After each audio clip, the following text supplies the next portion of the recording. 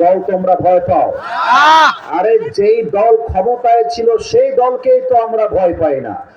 তো যেই দল ক্ষমতায় যায় নাই সেই দলকে গুণাত্মক টাইমই আমাদের কাছে নাই। যুবক ভাই, আমি কোন দলকে আঘাত করে কথা বলতে চাই না, বাট একটা কথা বলবো, তোমরা যদি একমত হও বাঘের বাচ্চার মতো হুঙ্কার দিয়ে ঠিক বলবা, আর যদি বুকে পাটা না থাকে চুপচাপ বসে থাকবা।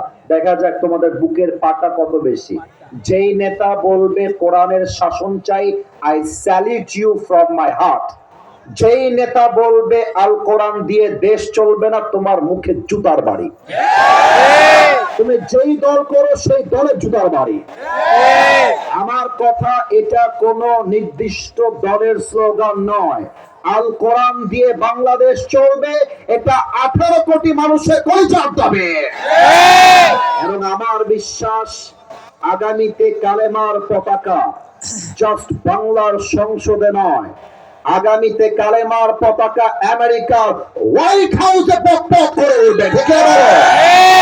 কোন একদিন এদেশের আকাশে কালেমার পতাকা দুলবে, সেদিন সবাই খোদাই বিধান পে দুঃখ বেদনা ভুলবে। সেদিন আর হবে না হাহাকার, অন্যায় জুলুম অবিচার, থাকবে না অনাচার দুর্নীতি কদাচার, থাকবে না অনাচার দুর্নীতি কদাচার, সকলেই শান্তিতে থাকবে। সেদিন সবাই খোদাই বিধান পে দুঃখ বেদনা ভুলবে। ঠিক কিনা বলে? কোন একদিন এদেশের আকাশে কালেমার পতাকা দুলবে,